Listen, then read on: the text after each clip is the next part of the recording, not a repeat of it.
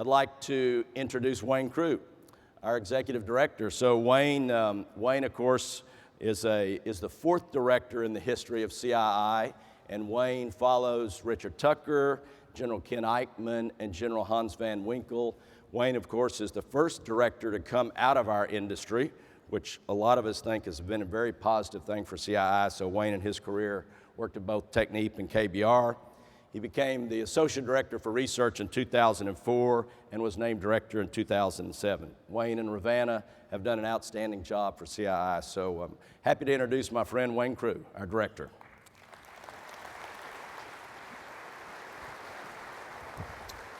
Thank you. Thank you, Keith. I still have that underwear, so. Small joke, small joke. Good morning and welcome. Boy, this is a big room. First of all, let me say a couple of thank yous before I get started. I want to thank the Executive Committee, both past and present. What a great job you all have done in leading this institute and having an influence on this industry.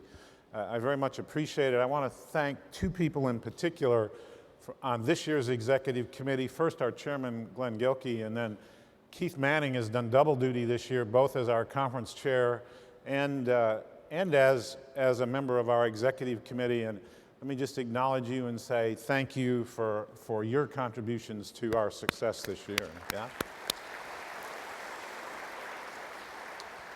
Yeah. Next thing I want to do, just real briefly, I'm going to go over award winners this year, or awardees. There's been a couple of questions on research team staffing and what's available, and I want to run over that with you. I'm going to run over the 2012 safety data. I'm going to then give you just a couple examples of CII's impact as I see it on this industry in the last 30 years, and then we'll really launch into the program with our first keynote speaker. So, award winners: Outstanding Instructor, Dr. De La Garza from Virginia Tech. Outstanding Implementers: Mike Davison, Dan Gronger, and Richard Gunn. Benchmarking Users: Kaiser Permanente, Burns and McDonnell. The Curriculum Partner this year, the University of Texas at Austin. Yay. The Distinguished Professors this year: Dr. John Borcherding from the University of Texas, who's been with us, I think, all of our 30 years, and J.T. John Taylor from Virginia Tech. Distinguished Service Award winners this year: Jim Backus, Don Lineweber, Jim Gibson, John Pitcher, and lastly, Outstanding Researcher, Dr. Jimmy Hensey from the University of Florida. We're going to have pictures tonight before the banquet around our banner, that big 30-foot or so sign that we have. So if you'll get there a little bit early, bring your wine or your drink with you, and we'll set it down, we'll take a couple pictures, and we'll be good to go. So before we get started further, let's give all of our award winners this year. Thank you. Thank you.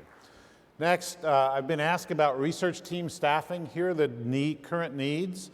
You can see a need for owners to participate with us on what do we got there? 1, 2, 3, 4, 5, 6, 7, 8, 9 research teams. Some contractor participation needed.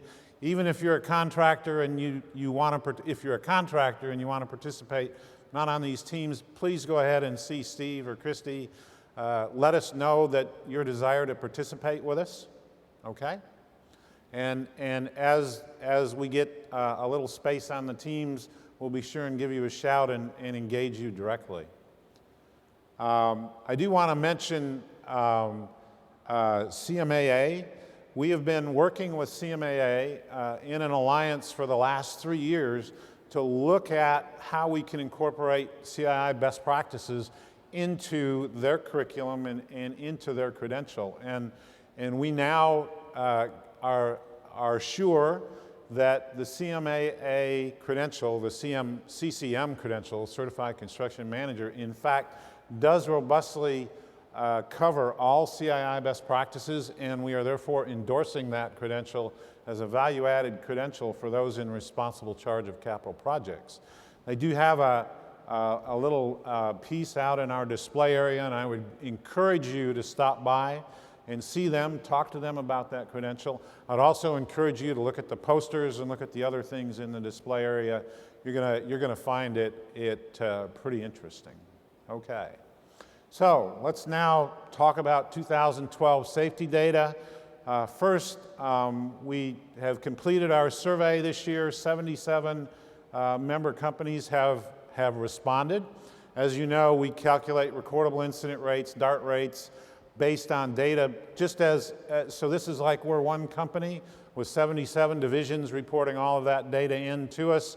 So these are real OSHA recordable incident rate calculations. The first one, total recordable incident rate. What a fantastic job you guys did. 0.42 on 2.617 billion hours worth of work. We set a record last year. We set a record for attendance last year. We now have our lowest recordable incident rate reported, and we have our highest attendance at this conference. So next year we're going for 1,000 people and 0, right? Yeah, but what a great job you guys did on the DART rate. You can see 0.15. Again, the lowest DART rate that's ever been reported by the CII member companies. You people are fantastic. Thank you so much. We're going to talk about the impact of this and give you some kind of notion for that. But what a great job you did. Thank you. I really appreciate you guys. Okay, one small issue. On the 2.6 billion hours, we had a few more fatalities. Means we still have a lot of work to do, right? And you can see that the fatalities occurred in all categories. So it's vigilance that keeps us at that 0.42 and the 0.15, and it's vigilance that we have to do to keep ourselves focused here. Okay, we did though calculate the fatality rate, and you can see the 3-year moving average, which kind of smooths that curve out. You can see that trend is downward, and again, I encourage you to stay vigilant, and let's make this 0. Okay, so what has CII's influence been on this industry? How have we impacted this industry? How is our research? How's the work you've done? Because it hasn't been me, it hasn't been the staff, it's the work you've done over the past 30 years. How has that had an impact on this industry? And the first thing I want to do is go back to safety again. This is a graph here of the recordable, I took the recordable incident rate in 1989, right? I took the number of workers in the US workforce and throughout the course of the years, and we've simply, based on the difference between, as the recordable incident rate has gone down, based on that difference, the blue one, the recordable graph, is a number of people who have gone home without going to the doctor over the course of the last 30 years. You can see 6 million people, because of the research you've done and the work you've done in safety, didn't have to stop at the doctor's office on the way home. What a huge impact. Look at over 2 million people. 2 million people got to go home safely without a cast or without any kind of thing, and were able to come back to work the next day because of the work you've done and the work that the people here at CII have done on their research. I hate to tell you this, but I'm one of those statistics, right? And most of us in this room are probably one of those statistics. We've been out on a job, our hours have been reported, and we got to go home safely. What a great job you guys have done. What a huge impact that the research of CII has had on this industry. Thank you. My son's one of those statistics. I can't tell you how much that means. I want to also talk about the other impact, and I want to talk about innovation just real briefly here for a minute. I sit down with a performance assessment people, and you can see on your seat coming in is the performance assessment 2013 edition. But we sit down every year and we talk about, at the beginning of the year, what are we going to do at the annual conference? And we wanted to show what the impact was, and we wanted to talk about the impact of implementing some of the best practices.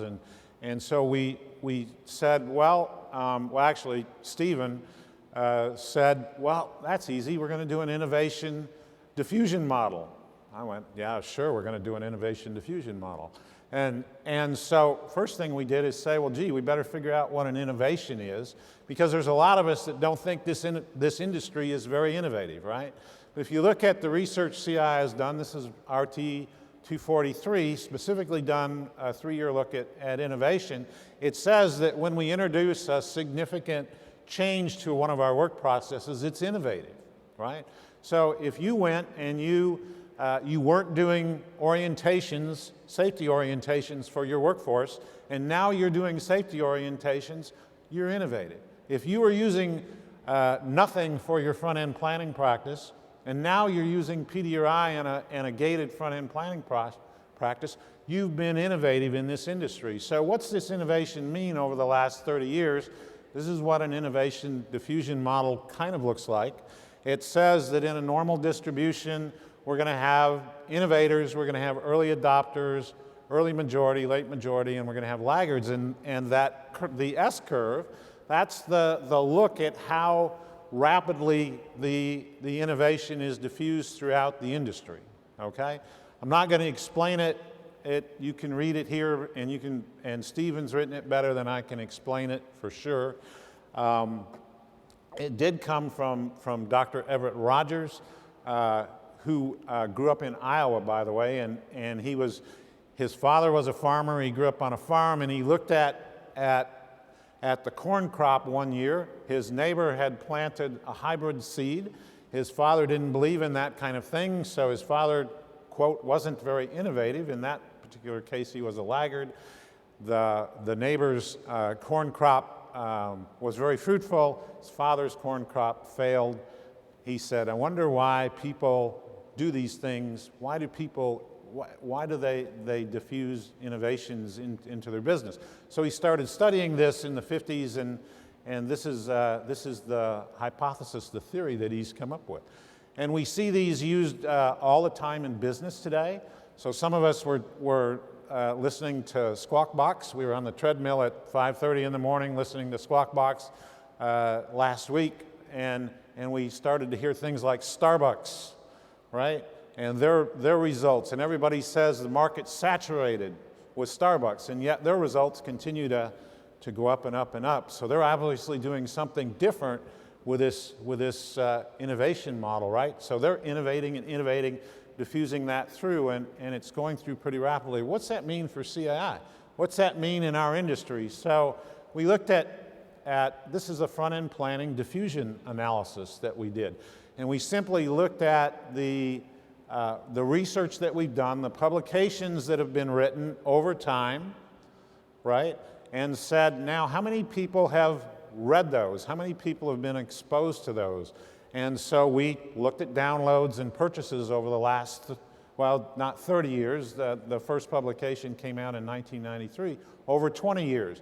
Now, I admitted there's a couple of assumptions here. The assumption is if you read it, you used it. Maybe that's not completely true, right?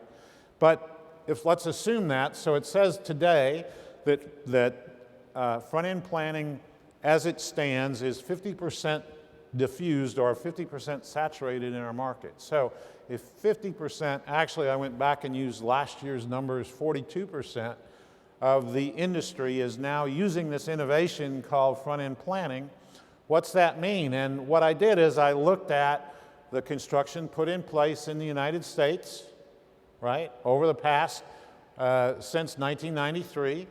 And I said, now, if we ramp that up based on that S-curve, the percentage in that S-curve, right, and we know from our research that front-end planning makes a difference of somewhere between 6 and 25% of the total installed cost. So it's a pretty simple calculation.